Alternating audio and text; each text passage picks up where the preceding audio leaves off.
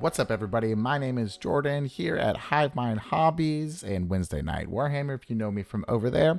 And it's been around 6 months since we have done a Tyranid tier list. I'm very excited to do one today, just go over my thoughts. There's been a good amount of changes. Honestly, what's changed more is the meta than Tyranids, and as the adaptive hive mind space bug force that Tyranids are, we must also adapt to the meta. And I think that is actually going to end up with a couple of shakeups within our tier list since the last time we've done it. So do all those YouTube things, or just hang out and watch, like, comment, subscribe, or just chill. Let's get right into it.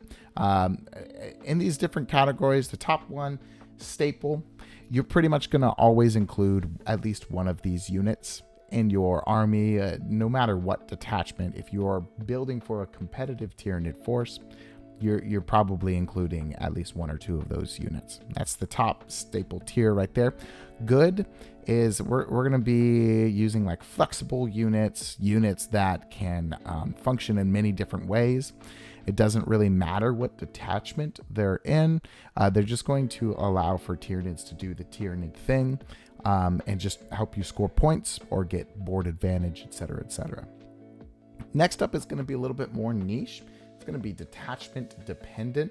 And these units are going to be really effective in certain detachments, and they're going to be less so effective in other detachments. So one of these units might be if we were just doing Vanguard Onslaught, then they would be an S tier, of course. However, in a different detachment, they would not necessarily function as well. Meh is going to be units that you might need to convince me personally as to why you're taking them. Not necessarily a bad decision all the time, but I think if this unit is placed in this spot, there's definitely going to be a bug that does that thing's job better than whatever unit we're discussing. And the last one is going to be biomass. We're just not using these units. Just don't. Right, and I'm going to go ahead real quick and just add some units to biomass. It's going to be, I believe that's the Hive Crone, the Harpy, and I guess the other ones that are not good are worth talking about for a moment. Anyways, let's move on. Let's start with our first unit, a unit that is actually near and dear to my heart. Is the Broodlord. Now, the Broodlord I have played in multiple different detachments. I feel like it's just kind of strong in all of those detachments. I've mained Vanguard Onslaught for quite some time, and I'm definitely switching gears right now. However, the Broodlord has been a staple of mine for all of my Vanguard Onslaught lists, of course, and I've always run one Broodlord and one Genestealer squad in most of my invasion fleet list. So he has always been pretty trustworthy, and I feel pretty confident at this point. I'm going to put the Broodlord at top of good tier. Just because he is flexible, his twin linked and giving dev wounds to the Genestealers really allows for him to kind of punch into almost whatever you want. And Broodlord's just going to be good. Dev wounds with twin linked is, it's quite an activation, and the Broodlord is very, very nice. Next up, we have the Death Leaper. And Death Leaper, I feel like a lot of armies, if they had access to the Death Leaper, it would be way better than I feel like us Tyranid players feel that he is, just because we have other lone ops that are also pretty good, and we will definitely talk about them later. So for that, I'm going to put Death Leaper behind Broodlord in good tier, right? So I don't think Death Leaper is a staple necessarily. He's 80 points, and me saying that, I also realize, okay, 80 points is pretty cheap for all that he does. However, we have units that I feel like just kind of do the same thing, and they're not 80 points. I really do like his Battle Shock thing, and I think it's some really, really good synergy with any stratagems that force your opponent to take Battle Shock, or a very important Shadow in the Warp turn. He can definitely layer some buffs there. But, raiding Battle Shock stuff, there's always still a chance that your opponent's just going to roll boxcars, and then the Death Leaper is just kind of a lictor. Although I don't want to sell the 4-up invulnerable saves short. That is very, very powerful. But I feel like I'm pretty happy putting him behind our Brood Lord. Next up, we have the Walking Hive Tyrant. Walking Hive Tyrant has been just great for Tyranids. And I almost said busted, but I don't think he's busted. I just think he's really good. And if you put an enhancement on him, he's going to be around 225 points, especially in Invasion Fleet, or around there. I'm spitballing a little bit. He just does his job, right? He's just like the linchpin of a lot of lists. Crusher Stampede loves him for the assault, getting around and everything. And then Invasion Fleet absolutely loves him especially if doing a shooting castle, just to layer sustain and lethals into infantry, as well as getting maneuverability around the board. In addition, I generally take double melee on the Hive Tyrant. That's my little scheme there. And just having 10 attacks in melee from a unit that is very durable and supports your army and is going to blend whatever infantry or whatever like late game units you need him to kill, he's very, very strong. I think that the Walking Hive Tyrant is definitely a staple. I think there's a couple of detachments that you won't see him in. I don't think he's always in Vanguard Onslaught. I guess that's it, actually. I think it's just he doesn't show up in Vanguard Onslaught too much, so there he is. But speaking of a unit that does show up in Vanguard Onslaught, we've got the Winged Hive Tyrant. Winged Hive Tyrant is actually kind of a bit of a sleeper, in my opinion. I've also played him in Crusher Stampede too. And what you want to do with the Winged Hive Tyrant, it's -1 attacks aura. If you can stack a -1 to hit and then -1 attacks, melee armies will just cry. And that is a very good defensive combo. If you haven't been able to pull that off, if you haven't been able to try it, I really recommend that you do that. Putting that together with like a Norn on an objective, or even worse for your opponent, 2 Norns on an objective. Whew, that's very good. Always give him the Bone Sword Lash Whip. I see some people trying to do ranged Winged Hive Tyrants. You could do that. I don't think it's very good. I would not do that, right? But Bone Sword is okay. If he had a little bit extra attacks, it would be sweet. But yeah, I think he is pretty close to being detachment dependent. So I'll either put him at the bottom of good or top of detachment dependent. You still get the CP thing.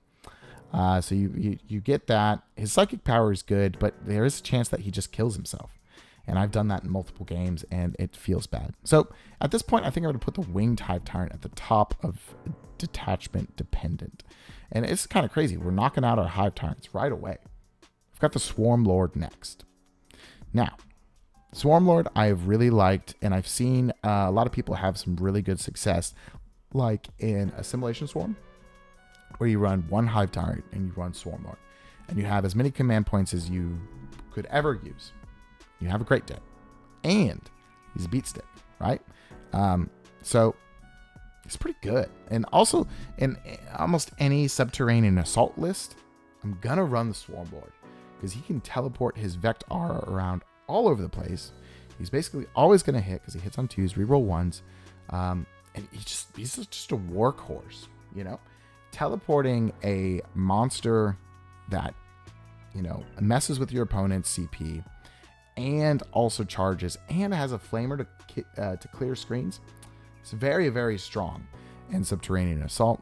And I think there's some arguments that you can make that he's good in Vanguard Onslaught, because that detachment needs so much CP. He's good in Assimilation Swarm, just because I feel like the double Hive Tyrant build is still really good. Crusher Stampede really likes him. He can make himself walk through a wall immediately, provide some pressure off of the CP attacks. He's just good. I personally don't play him too much. That's hilarious. I gave him so many compliments and I said I don't use him. But I personally don't play him too much. But I do think he is very strong. And I know there has been a lot of people that have gotten some really good success out of these Swarm Lords. So I'm going to put him on the bottom of good tier. The Neuro Tyrant. I'm not going to lie to you. The Neuro Tyrant has actually fallen a little bit for me and how good it is. And there's a couple of factors. I still think it's a very strong unit. However, the lists that I have been playing have either been like full-on pressure, like Crusher Stampede or Vanguard Onslaught, or maybe just not playing Invasion Fleet. I think the Narrow Tyrant almost jumps an entire tier's worth of power level if you're playing him in Invasion Fleet. And the reason why is because Invasion Fleet cares so much about whether or not you're in Synapse that just when you were playing Invasion Fleet, you almost have to have a Narrow Tyrant. However, in any other detachment, I think he's good, right? But he's 105 points. And you have to ask yourself, is he adding more to my game than the -1 to Shadows? And if he's not, I don't know, man. That's one dice roll for the entire game that you're dedicating 105 points to. It's good. -1 to leadership check all across the board is good. However, I don't feel like I rate him as high as I did in the beginning of the edition. And maybe that's a hot take. Let me know in the comments below. I would love to hear your discussion on the Narrow Tyrant. Because of this, I think I am going to put him behind Swarmlord. I think I'm going to put him at this point behind Good. There's just been a couple of lists that I've been playing. I haven't brought him, right? I don't really bring him in Subterranean Assault. We don't really need it in the Subterranean Assault. I don't really bring him in Crusher Stampede. The points are too tight in Crusher Stampede. Vanguard Onslaught, I'm not really bringing him because, again, the points are too tight, and I just want more forward pressure. I actually cut my Narrow Tyrant for a squad of Neuro Gaunts we'll get to later on, because in my Vanguard Onslaught list, my Narrow Tyrant was screening my backfield, and I was like, oh, I could literally just cut this, add another Lictor, and have Narrow Gaunts that are going to screen the backfield better. Anyways, let me know what you think about the Narrow Tyrant. I think he's bottom of good. He might honestly be pushing to detachment dependent. We'll leave him bottom of good tier for right now. Old One Eye. Now, Old One Eye is cool. Carnifexes went down a boatload of points. I think Games Workshop was like, hey, folks, if this does not get you to play Carnifexes, then the unit basically doesn't exist. Carnifexes are 90 points per model now. That's crazy. But we'll talk about Carnifexes when we get to them. I still think Old One Eye is like in detachment dependent. If we were doing A, B, C, D tier, I think he would be maybe bottom of B, maybe top of C. The question is, do I think Old One Eye is better than a Winged Type Tyrant? I think the answer is clearly no. Like, he's not better than Narrow Tyrant. He's not better than Swarmlord. All these other guys. I really do think that the Carnifex brick in Subterranean Assault, even in Invasion Fleet now, probably has some play. You know, re-rolling 1s in Subterranean Assault and a 6-inch charge to get some really big, beefy monsters into your opponent's face seems pretty good, right? And the Old One Eye just being a beat stick as well seems great. You still have to dedicate close to 400 points, which is a fifth of your list, in order to make that unit function. And I think oftentimes in Warhammer, it's too much. It's too many points to dedicate to a unit like Old One Eye. So behind Winged Type Tyrant and detachment dependent, I feel pretty confident on that. But please let me know if you've had some success with Old One Eye, because he's definitely super, super cool. Parasite of Mortrex. I think Parasite confidently goes into meh tier. It's the same problem as the Lictors, right? He doesn't have Infiltrate. I believe he has Stealth and Lone Op. The thing that kind of sets him apart from our other Lone Op units is he has Deep Strike. So it's pretty cool. You can do some very interesting stuff with him in order to make sure he's not shot. But for 80 points and a character, I think it's better just to have a Lictor, and so you're not giving up Assassinate in a part of the game where you weren't expecting to. He's just kind of staying on the shelf, right? His Ripper rule just needs to be changed, right? It's too complicated to get.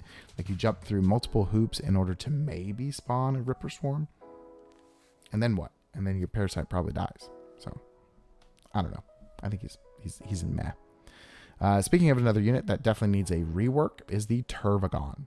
Tervagon, I am also going to confidently put behind Parasite of Mortrex in meh tier. The Tervagon, look, it's like the Hive Tyrant in Invasion Fleet specifically just does what the Tervagon does, except better because it does what the Tervagon does, and then it also has good weapons that are like functioning. It has an invulnerable save. Yes, I know the Tervagon is pretty tough. You can put adaptive biology on it, and then it's very, very tanky. So that's cool, but I don't know. You could just run a Hive Tyrant, right? That's fine. But also, Termagants, and we'll get to them pretty soon, Termagants are just also not good right now. You know, I think if you go full 60, 80 Termagants, yes, there's a build out there. I think Sam Pope did really well at Worlds with a Termagant build. It exists. You know, you also have to understand that he's an incredible Warhammer player, and he probably played a gazillion reps with that or knew it in and out and had a specific game plan for every single mission. I just think the vast majority of us are just not doing well or being successful with large swaths of Termagants. So maybe next edition, Swarm will come back to us and it'll be a little bit better. But I think definitely the Tervagon is not helping it at all. In fact, while we're here, I'm also going to rate the Termagants. I do think Termagants are better than Parasite of Mortrex. I think they're the top of meh tier. When you heavily lean into the Termagant build, I think there's some success to be made. And I definitely think there's some sleeper builds out there. However, overall, I would not take just like a 10-man unit of Termagants. It's like all or nothing. Like I think you want 60 Termagants or you're taking Hormagaunts or Neurogants instead. Just because those two units... Well, Hormagaunts are just a little bit more expensive, but they advance a charge and they actually have weapons, kind of. And Neurogants are cheaper and they screen out more space than Termagants. So I don't know. 11th edition, let's get some Termagant love in here. Otherwise, I think it's happening too much.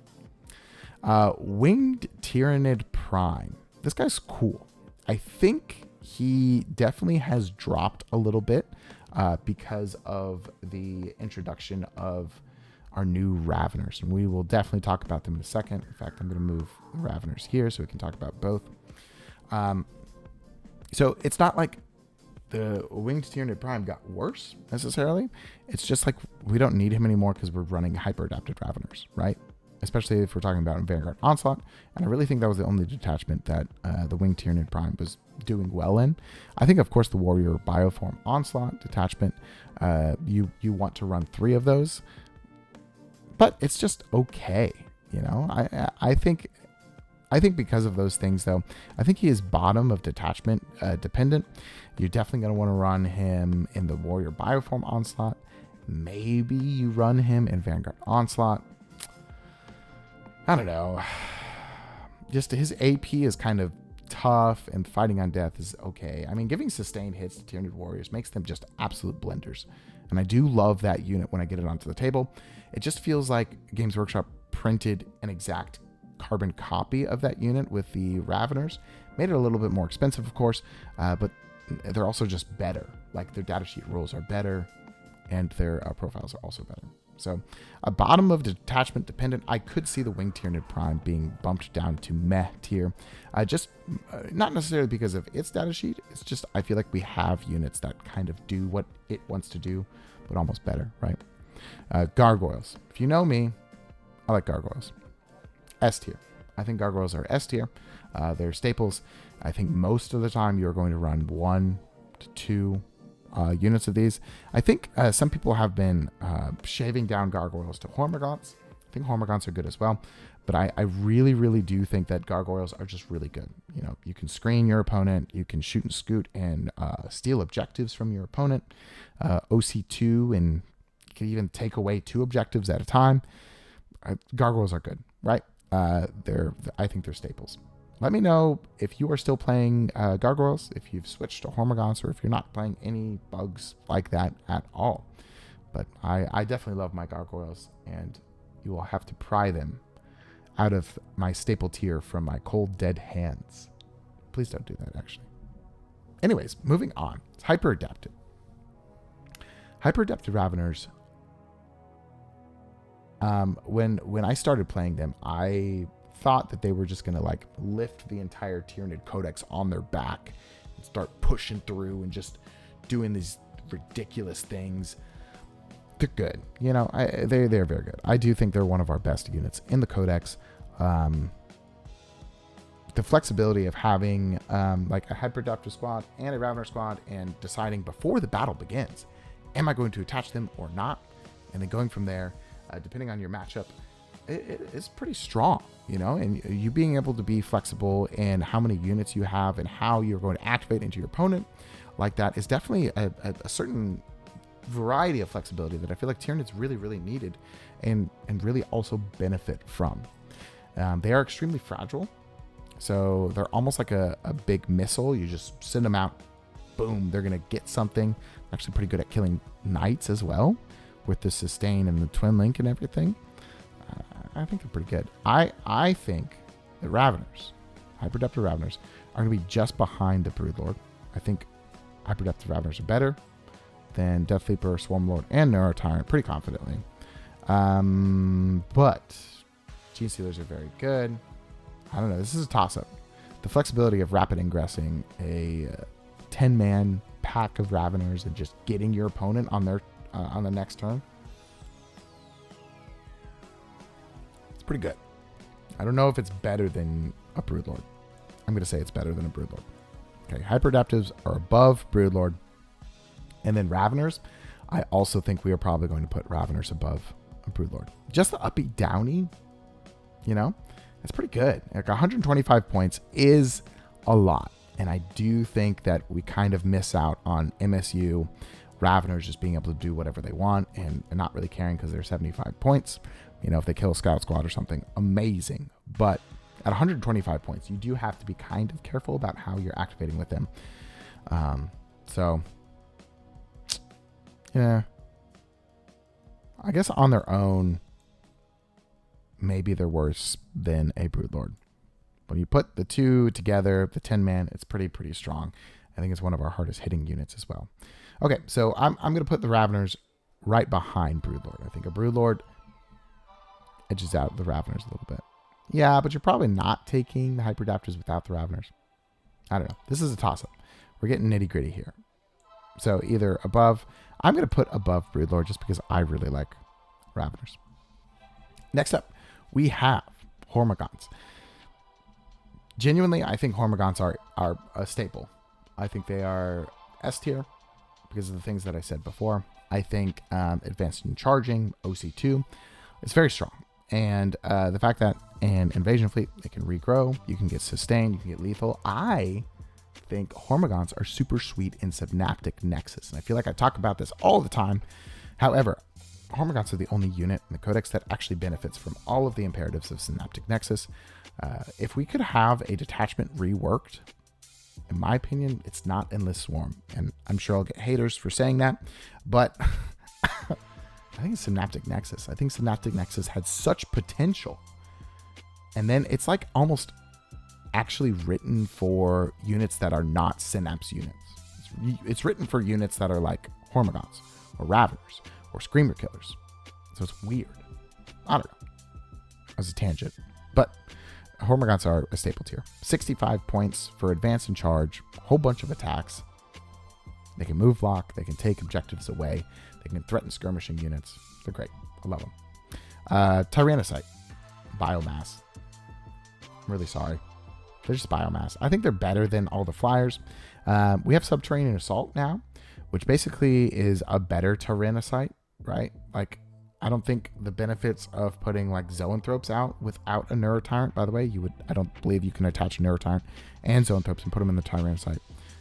Check me if I'm wrong. I think it's just better to just wait a turn and like Subterranean Assault just pops them up and then they can shoot and do whatever they want closer than where a Tyrannocyte would be, because they would have to get out, and as they get out, they still have to be 9 inches away. Here's a Barbed Hero Duel, which is very funny. It's biomass. Sorry. They were cool at the beginning of the edition, but they don't exist now. Barb Gaunts. Some people really love Barb Gaunts. I think Barb Gaunts are just top of meh. Right? Like, I don't think... Like, they are good, and they're 55 points. Like, I look at the data sheet every single time and I'm like, this is good. And then I'm like, yeah, but I'm not going to play them, right? Like, and I know some people have like 10-man squads of them and 110 points, and you bring them in from reserve, you're an invasion fleet, and you just get a bunch of lethals, you get a bunch of sustain. My thing is always, they don't have AP, right? You know, and I think in the meta right now, and where Warhammer is, everything is hard to kill, or everything kills everything. Like, I think those are the two things. And I don't know, like, Barbgaunt's slow stuff down, but I don't really feel like we're worried about like Terminators right now. I could be wrong, you know, maybe Dark Angels are pretty strong, I guess, but like, I don't know. I just think they're top of meh. I don't really think Barbgaunts are very good, and I don't see them going anywhere. If they had 1 or 2 AP, and if we had access to more AP, yes, absolutely. I think that changes a lot. However, at this point, top of meh, and I feel pretty confident in that. Biovore. A Biovore is better than anything in the Tyranid Codex. Biovore is far and away the best Tyranid unit. It's the best Tyranid unit. It is. There has not been a single list. I think I did a super chat goal one stream on Wednesday Night Warhammer where they forced me to not have a Biovore. I think that's the only time I've played Tyranids without a Biovore. It still scores secondaries. In fact, it even scores more secondaries this mission pack than it did before because of Display of Might. So, before you shoot your Biovore at something, ask yourself, have I scored Display of Might yet? If the answer is no, maybe just spit a Spore Mine out. I'm going to do another deep dive on the Biovore because I feel like it has been long enough where my ideas have probably been refreshed. There might be some new people joining the channel that want to hear that or could benefit from that. The Biovore is just top tier. Score secondaries, move blocks your opponent, sits on your home field and screens out, all for 50 points. Please don't change it, Games Workshop, but Biovore is very good. Okay, Pyrovore. Now, Pyrovore, I feel like, is the namesake of the category detachment dependent. I think Pyrovores are easily top of detachment dependent because they are just like A tier in Assimilation Swarm. You're gonna want to run like 6 Pyrovores in there, and they do a great job. It's a good gun. You get rid of cover. You do all these things. It's only for 40 points. They're also like really tough to kill. I think Pyrovores are actually pretty good. You know what? I'm gonna put a Pyrovore above Neurotyrant. Come at me. Let's see. Come get me. You think a Neurotyrant's better than Pyrovore? You might have valid reasoning, but still, come at me. I don't know. I think Pyrovore, because it like does a good job for what it wants to do, right? You can just bring it in from the side, do a secondary, whatever, or you can bring it in from the side, strip cover off something, and do damage. So it does its job well, and then it also helps other units do their jobs. Love it. I'm going to put it near the bottom of good tier, just above the Neurotyrant for right now. Carnifexes. Whew, folks. Down 25 points, 90 points per model. What do you guys think? All right, I'm going to take a second. I'm going to sip my drink from my W&W mug. And then I want you to guess where I'm putting the Carnifex.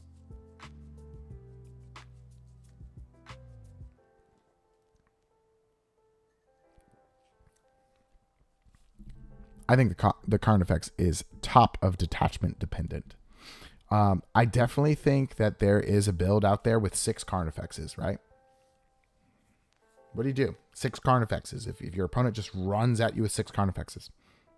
Well, I think the answer is you move block the ones that you can't deal with immediately, and you deal with the ones that you can immediately, and then you just maybe still win, right? I think actually 6 Carnifexes in Invasion Fleet is probably the way to go.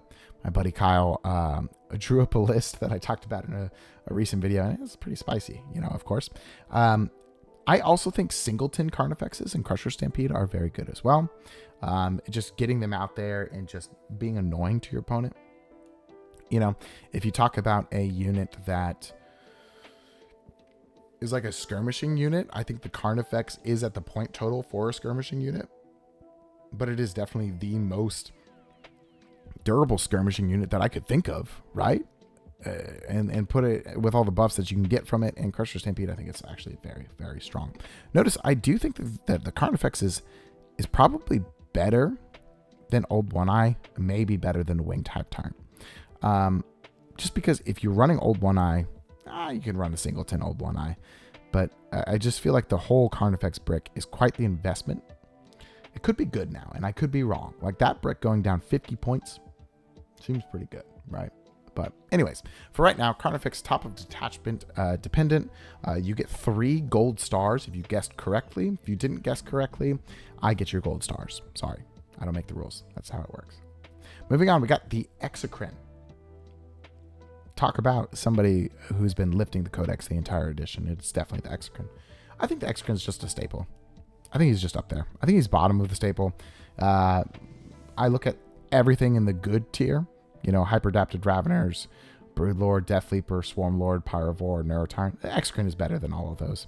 It's just a great gun, you know, and it's very affordable. Some people say it's too cheap. Although I say to those people, if you took away the Tyranid's Exocrine, where would we be? And I think the answer is depressed. We would be depressed. So I think the Exocrine is the bottom of the staple tier. I don't think the Exocrine is better. Maybe he is better than Hormagaunts. I'm going to have the Exocrine better than Hormagaunts, but lower than the Hive Tyrant, Gargoyles, and Biovore. I feel pretty happy with that. Okay, Gene Stealers. I love Gene Stealers. I think Gene Stealers are better than the Broodlord. You know, I'm going to put Gene Stealers... No, I think I was right with my first rating. I'm going to put Gene Stealers above the Broodlord because oftentimes you do take a 5-man Gene Stealer squad. You don't need the full 10-man every single time. You just take a 5-man and it's a good skirmishing unit. It scouts out. It handles buffs really well. If it's Invasion Fleet, sustain hits are amazing. You know, they reroll 1s on objectives, so when the combat matters, it's great. You know, and AP2 means they actually do pack a punch, and they don't really need any other buffs besides whatever your detachment is going to give them. And for 75 points, that's a pretty good bargain. Like 75 points for like a really good skirmishing unit that also has a 5-up invulnerable save and can kill anything that is also going to be the weight class. I love Gene Stealers. Put them up there. So they're going to be third in good. I actually think Gene Stealers are better than Raveners. Maybe. I don't know. So they're going to be second or third in the good tier, and I think Gene Stealers are better than Broodlord, for sure. Moving on, we have a Harridan. I have a Harridan behind me. You can probably see it just below my giant face that's tacked to the wall. I think the Harridan is worse than the Termagants, but better than a Parasite or Mortrix. Yes, I do think that I would play a Harridan before a Parasite. Yikes. Sorry, Parasite fans, because I know they're out there. I think the Harridan's probably going to be Legends next edition. So if you have a Harridan, play a couple games with it before this summer, I think. I think there's... I can say it on good authority, maybe. I don't have any authority, but I could say it on a very good hunch that the edition is probably turning over this summer, and the Harridan is probably not going to be around. So if you do have a Harridan, play 1 or 2 games with it, I think, before. Maybe take it to an RTT. That would be a lot of fun. If you don't have a Harridan, definitely don't buy one, right? Okay. Moving on. We have the Haruspex. Now, the Haruspex kind of took like a side swipe with the most recent data slate. It didn't get worse, right? It's just the Screamer Killer got a little bit better. We'll get to the Screamer Killer in a moment. So like it being at 125 points and then also the Screamer Killer being at 125 points, we're like, ooh, we probably just take Screamer Killers, right?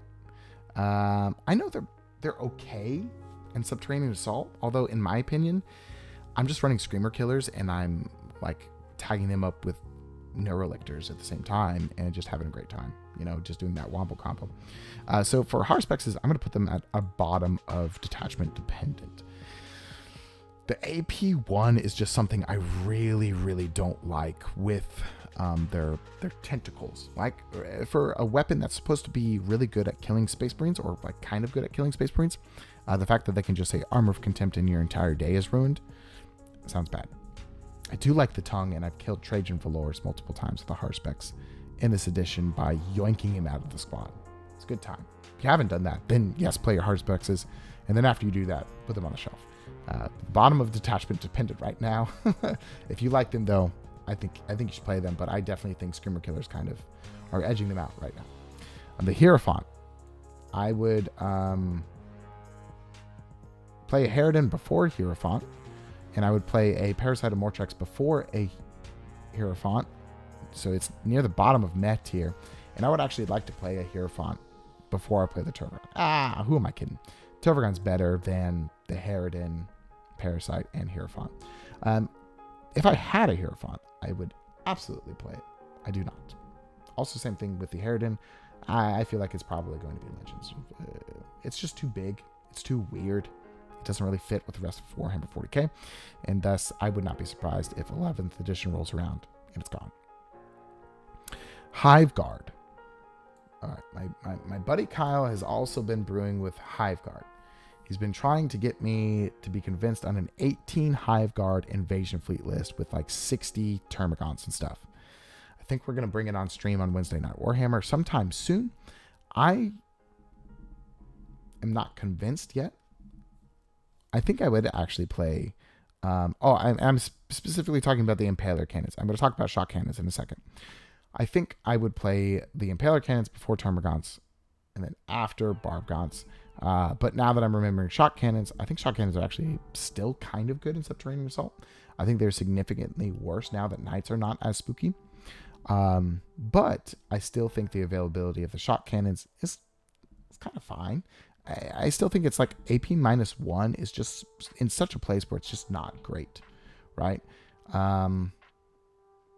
If they had AP2, I would love them with the shock cannons. But the AP1 really just makes me not want to use them, you know? I mean, I know there's ways to ignore cover. You got Pyrovores and you got stratagems and stuff, but like you could use stratagems on Zoanthropes or Tyranofexes, and it's probably just as good, maybe. I'm going to put Hive Guard at the top of meh tier. Maybe I'll put them at the bottom of detachment dependent. Do I think they're better than Harspexes? Yeah, I think Shock Cannon Hive Guards are probably better than Harspexes.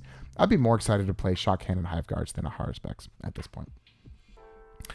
Tyrant Guard. Tyrant Guard are very interesting. I think they're very weird, right? I think Assimilation Swarm, they're just kind of good. I think their weapon profiles are interestingly bad, right? Like I keep on looking at the Tyrant Guard weapon profile, and I'm just like, which one of these weapon profiles is the best? And I don't know. I don't know. They're just so weird, right? There's a pretty cool combo in Crusher Stampede if you run 6 of them with the Lobster Claws. You can spin the CP, all of them, because the stratagem says monster unit. All of them reroll hits, assuming they're attached to a Hive Tyrant, of course. And then they also reroll the wounds because the claws are twin linked. So 1 CP, Crusher Stampede, Tyrant Guard, you can get reroll hits and wounds. If that's good, I don't know. It's definitely something. I think them still being kind of relevant in Assimilation Swarm makes them in this tier, right? I think they're probably better than the Winged Prime at this point. Maybe I'm wrong. I'm probably wrong with that. But, like, and this is the reason why we have detachment dependent. Because, like, if we're talking about Assimilation Swarm, then Tyrant Guard are better. And, of course, Harspexes are better because you just kind of need them in the detachment. And I guess I didn't talk about that enough. Harspexes with a 4 Feel No Pain in Assimilation Swarm is very sweet, don't get me wrong. The fact that they're also T11 does help with their regenerative stuff. So understand that I am acknowledging detachment dependent, Tyrant Guard are good, Harspecs are good. You know, we should just do a tier list where it's just like these units belong in Assimilation Swarm. Because I feel like Assimilation Swarm makes the Tyranid Codex just be like, oh, this is not good, but then it's like, oh, but you kind of have to run it, and then, oh, you also like running it, you know, at the same point. So Harspex is still at the bottom. I think Tyrant Guard are a little bit better than Harspexes. No, I don't think they are. never mind. Tyrant Guard, at bottom of detachment dependent. Hard specs is just a little bit better. If they had a buff on their weapons, I think they would be much better. But the weapons are just kind of weird. None of the profiles work very well at all. Lictor. Lictor is going to be another staple unit. I think a Lictor is in top tier, of course. Staple unit. I think a Lictor is actually better than the Hive Tyrant. It's better than Excrin. Better than Hormagaunts. Just because every single list that I run, it's always Biovore, 2 Lictors, right? It's not, if I'm going like Crusher Stampede and I'm really leaning skew, I sometimes don't have Gargoyles. Ooh, does that mean Lictor's better than Gargoyles? Maybe. I don't know, but I'll put him begrudgingly above Gargoyles. I think the Lictor's quite strong. Fights first, infiltrates, lone ops. That was enough. But then his free rapid ingress is kind of cute. With the hyperdaptives, you could technically have 4 rapid ingresses all the same turn. Could be cool. Are you going to do it? Probably not, but you could do it. So I think Lictor's near the top of the staple tier. He's just our premium lone operative. Like he beats out Death Leaper because it's 20 points cheaper, which is a good deal cheaper, right? It's just stealth, infiltrate, lone op is just a great suite of abilities to have. Moving right along to another beautiful bug that I do love is the Maleceptor.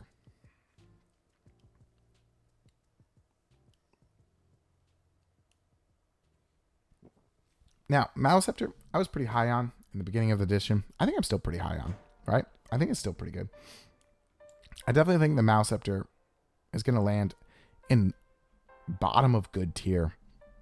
And in some of these rankings, you have to understand, it's not necessarily like the Maleceptor is going to play a different role than Death Leaper, Broodlord, Raveners, right? Of course, we all understand that.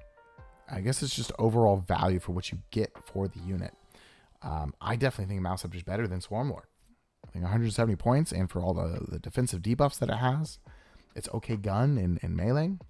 It's pretty cool, And in T11, 4-up and vulnerable save is something that a lot of people struggle to activate into. And then if you pile on the fact that if you're within 6 inches of it, you're -1 to hit. If you're below half, you're also -1 to wound. That's gross. That is hard to deal with.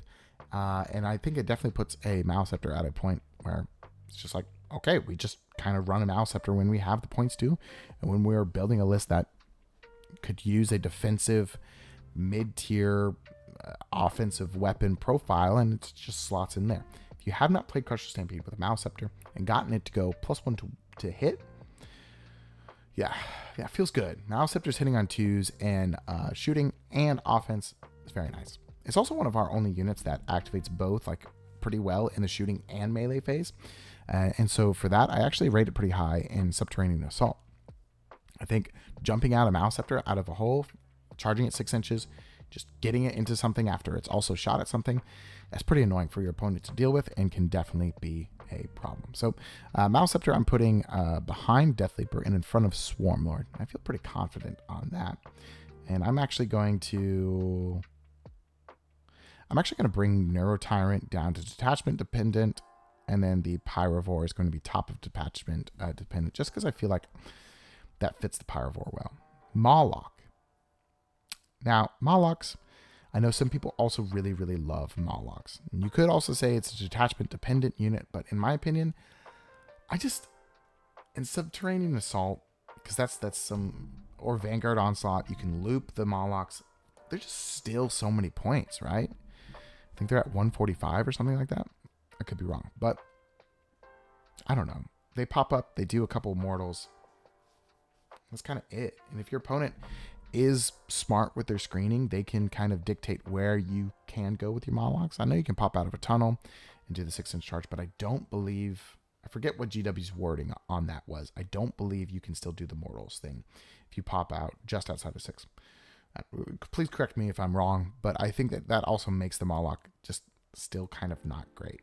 I'm going to put the Mawloc behind Barbgons. I would probably play a Mawloc before I play Termagants or Turvagons, and maybe that is just in part to my playstyle. I don't really like swarms too much. But I don't think the Moloch is great. Mucilid Spore. I think the Mucilid Spore is actually worse than the Harpy and the Hive Crone. I don't know. If you're going to run a Mucilid Spore, do a Spore Assist. Yeah, that's it. That's all I really got to say. Neurogons. I think Neurogons quite strong. They're 45 points for 11 models. That's it. That's the reason they're strong. It's the only reason, right? But in some lists, like if you take away the Neurogons, you're like, ooh, actually this list is way worse. And I would agree with you. So this is going to feel like a weird rating, but I think they're honestly bottom of good tier. You know? Just because for what they do, it's a good argument between the Pyrovore and the Neurogons. For what the Neurogons do, I rate it higher than a lone Pyrovore. I do. I think the Neurogons are pretty good. If you haven't strung out Neurogons across your backfield and done the dog bone thing, of course, make sure they're obscured. Yes, I know coherency. But if you haven't done that just to screen out your backfield and just not worry about it in the entire game, it's great. They have OC, and what I do is I screen them out. Backfield, I did a video on this before. And then throughout the game, you just inch them slowly up.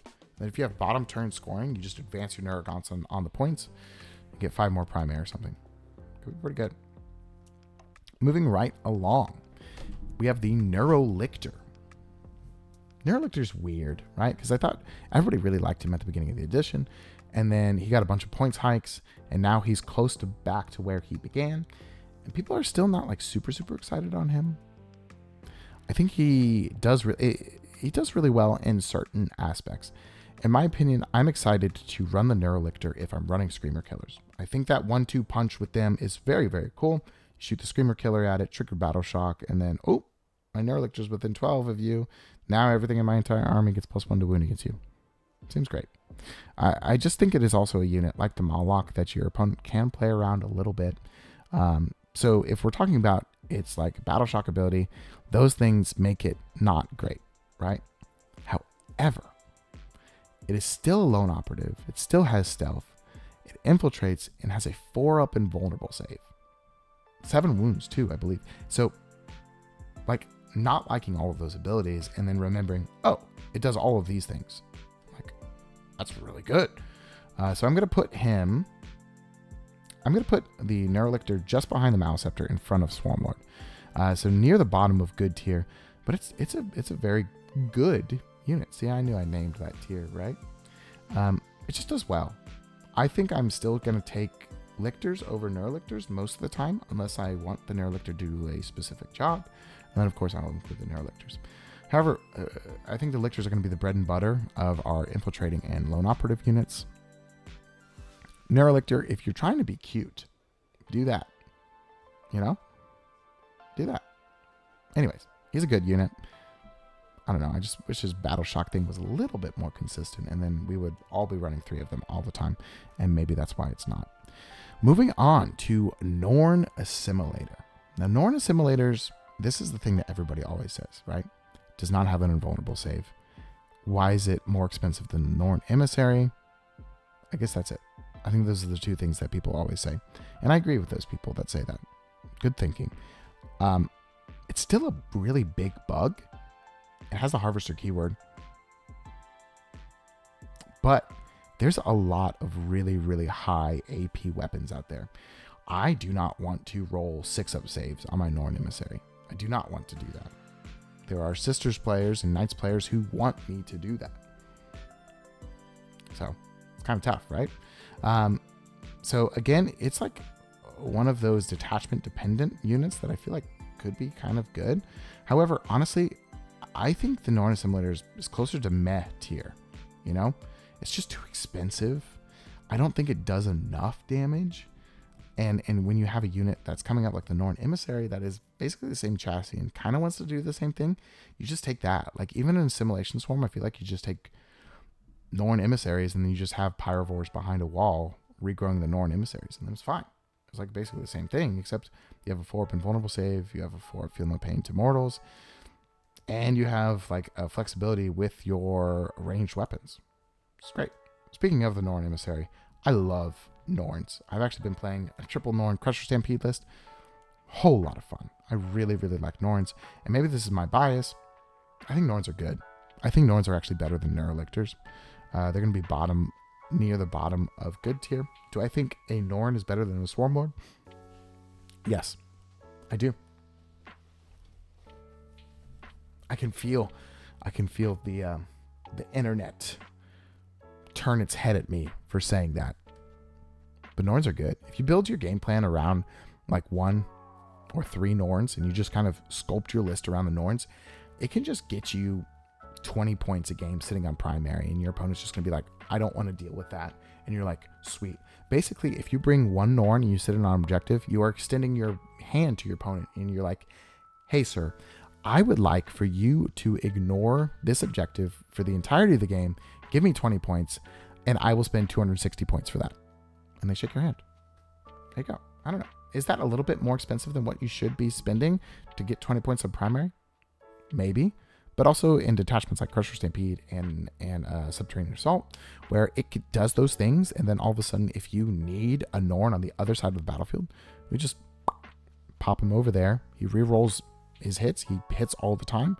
And, he just kind of also kills stuff. I also really like him because he activates in multiple phases, just like the Maleceptor, right? He's relatively good at shooting. His gun is flexible in all different kinds of profiles, except for the precision one. Don't use that one. He has a lot of OC. He's very durable. And he has OC 15, I like him. I think he's cool.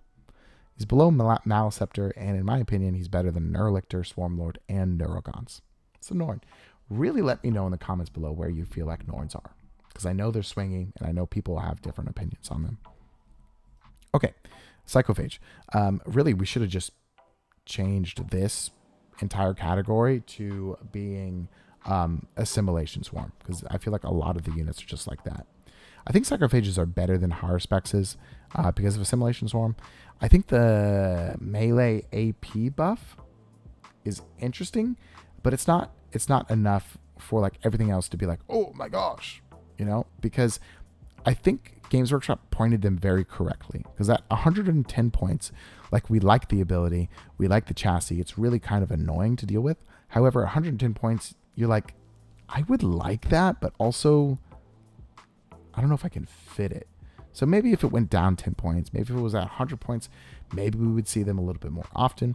And of course, again, Assimilation Swarm, we're going to see them in Assimilation Swarm, but any other detachment, I'm not really sure, especially because the Feel No Pain aura is gone. I feel like some people actually really like the Psychophage more for that than opposed to where it's at now. So I feel like some people, if they had the choice, they would just take the old Psychophage every single time. So it's very interesting. I do think a Psychophage is better than a Harspex. I think a Psychophage in a vacuum is probably worse than Hiveguard. Very interesting.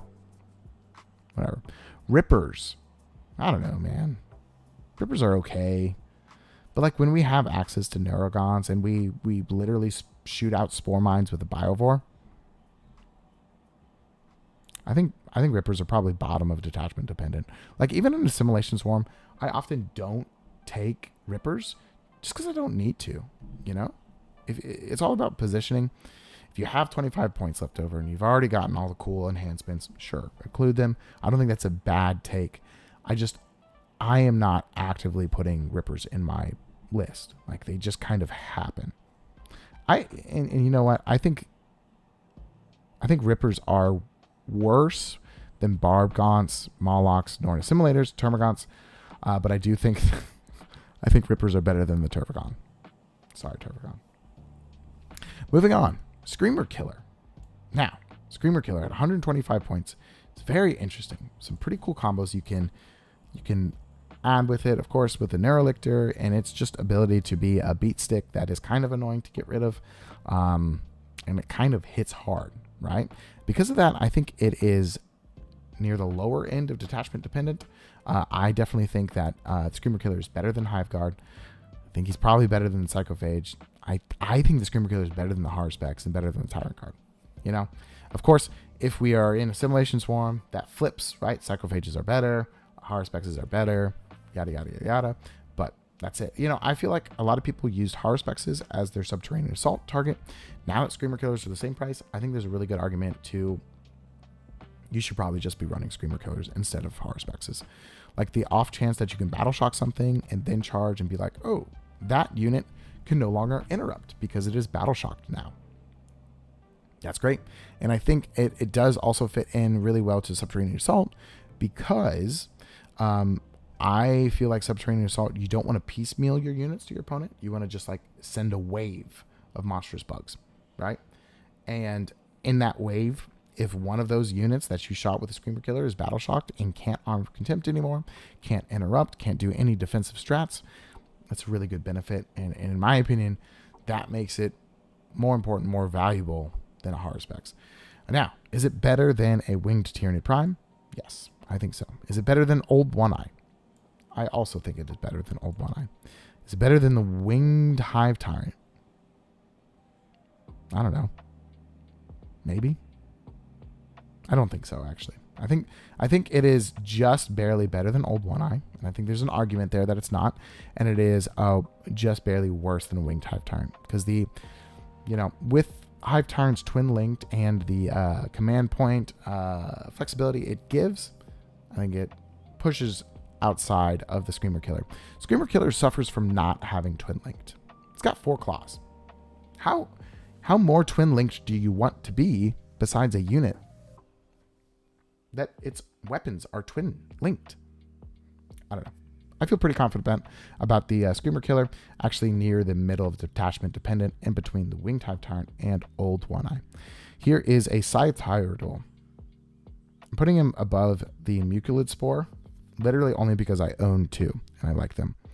But I can't play them, they're legends. Spore Mines. Don't run them, right? Just shoot them out of the Biovore. They're going to be top of Biomass. Sorry, and Scythe Hierodule was also near the bottom of Biomass. It's just legends. You don't run it. Spore Assist. I probably would run a Spore Assist before I run the Spore Mines. So I think the Spore Assist is top of Biomass. That's it. I don't think we have to talk about it too much. It doesn't move, right? It's a fortification. It's a lot of points. It shoots at Spore Mines and has bad guns. So we're not super excited about that. Toxicrin is going to be top of Biomass. I think we've talked about it before, right? You can't use the model. It's got bad rules. I don't know. I don't feel like there's too much else to add about the Toxicrin besides those 2 things, right? You can't use the model. It's too big, and it has bad rules. So I wouldn't use it. I don't know. Trigons now, however. Trigons are like with Pyrovores, right? With like, if we're talking about in Subterranean Assault, you're like, oh, of course, I always run a Trigon Prime. That's how I start my Subterranean Assault list. Agreed. However, if you were to go to any other detachment and say, are you going to run a Trigon? I don't know. And for that reason, I think Pyrovores are definitely better than Trigons. I think the Trigon Prime, I probably should have created a different image. So I will talk through rating it, the Trigon Prime, and then I'll talk through rating the regular Trigon. I think Trigon Prime is near the top of detachment dependent. I think it is distinctly worse than a Neurotyrant, right? I just think the value that a Neurotyrant could potentially give to your army. Ooh.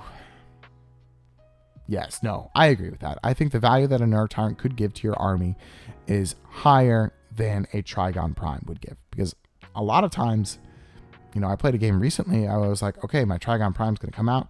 He's going to charge these things. I'm going to kill this unit. I'm going to pile into this unit. It's going to be a bad day for my opponent. I even did the strat to reroll all charges. I failed both charges. He sat there and he died immediately. So the value that my Trigon gave to that game, and I know that's a wild scenario, right? But the value that Trigon gave to that game was giving my opponent bring it down, So for that reason, I think I'm putting it below Neurotyrant. But the Trigon Prime, I do think is better than any type of Carnifex. Maybe. A regular Trigon, I think a regular Trigon is in between Psychophage and Haruspex. I think the Trigon Prime, like as a one of in Subterranean Assault, is really good. However, I'm not really excited about any other Trigons in that detachment, but I do think that you know, their flexibility makes them a little bit better than Harspex's. Probably makes them a little bit better than Tyranid. I could be wrong on that, but that's kind of where I'm feeling that they get added to this point.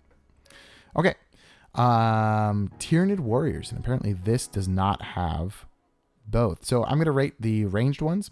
I think the ranged ones are better than a Moloch. So like in the second slot of our meh tier. And I think the melee ones are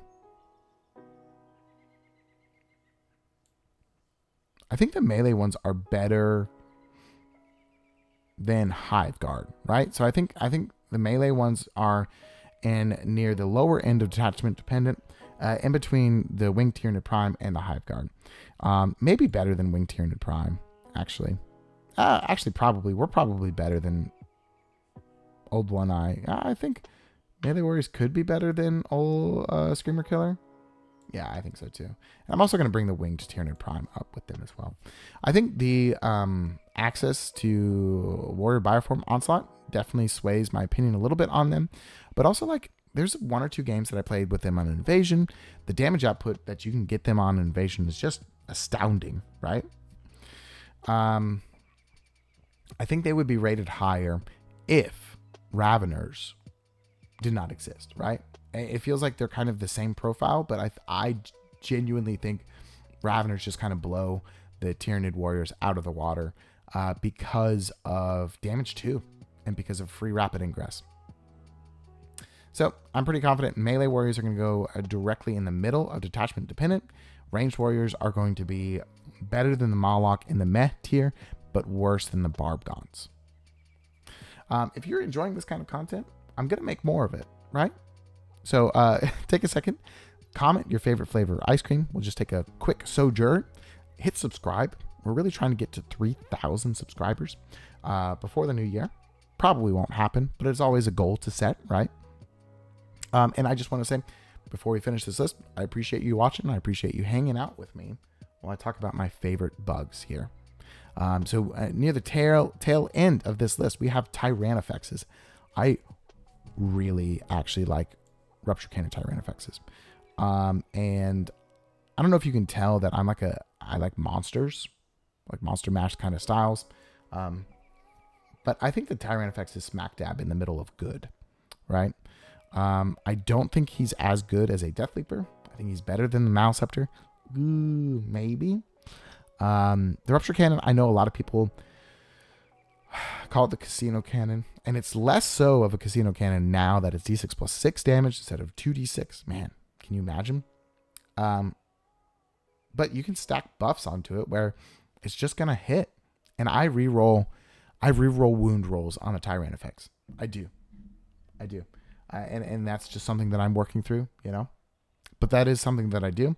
And a lot of times it does just work out for me, right? Like, because strength 18, AP 4, D6 plus 6, especially if you're shooting into something that doesn't have an invulnerable save. Whew. It's good stuff. Also the Acid Spray.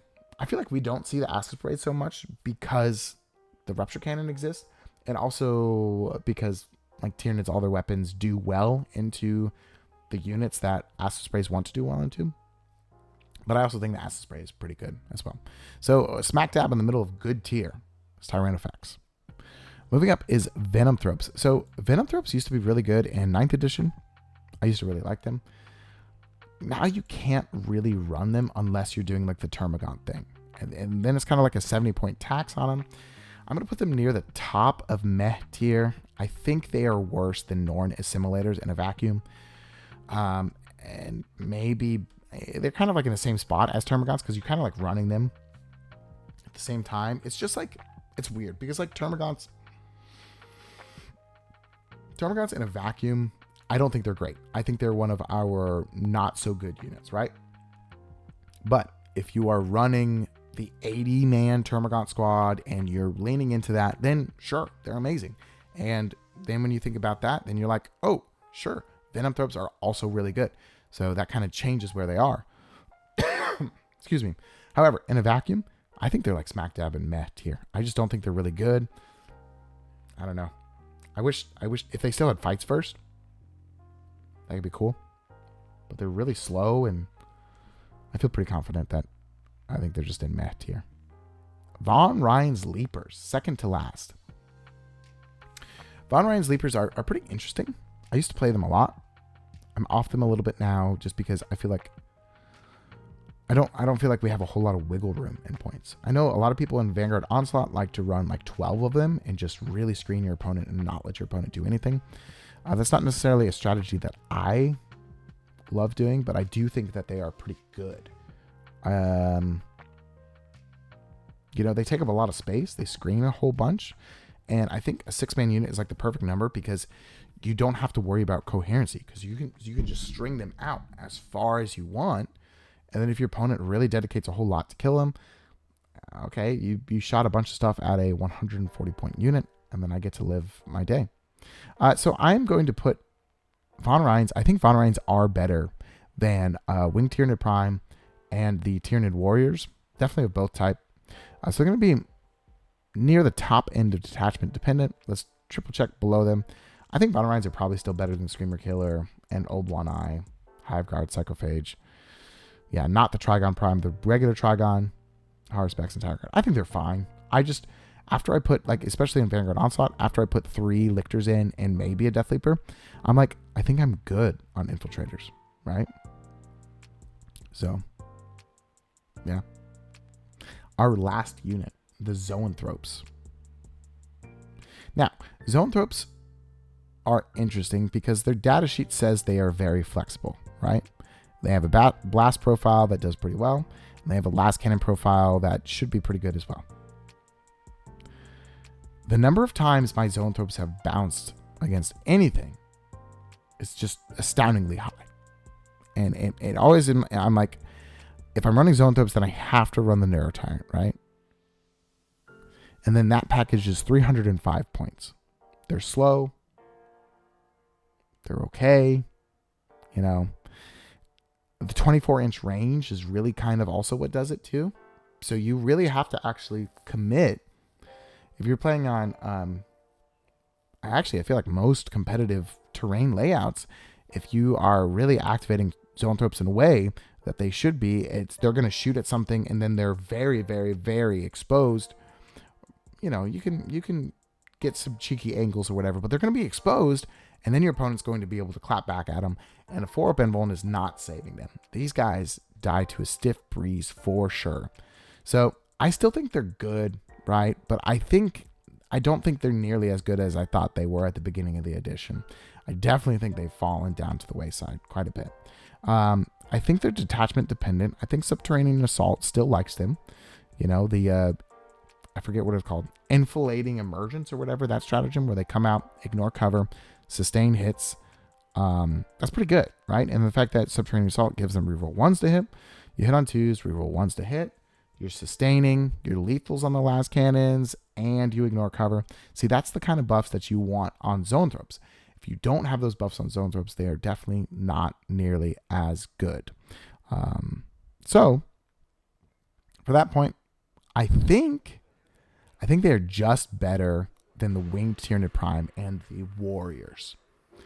I think Von Ryans edge them out in overall value that they can make to your game plan, just because you can do more things with them. My worry with Zoanthropes is you pop them out. It's this 305-point unit. They shoot at something. They have to kill that thing, right?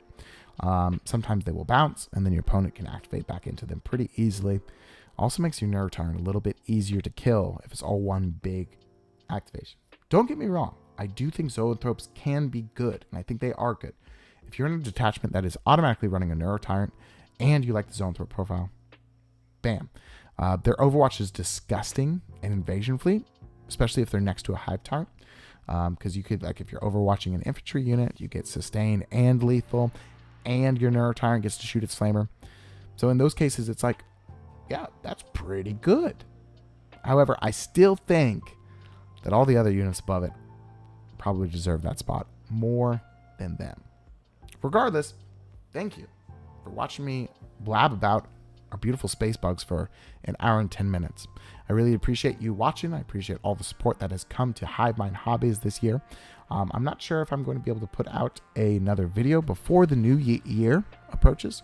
I'll be very busy because it is the holiday season. So if I don't see you before then, thank you so much for this incredible year on Wednesday and Warhammer, as well as Hive Mind Hobbies. And I hope you have a great rest of your day, month, year, and life. See you soon. Bye.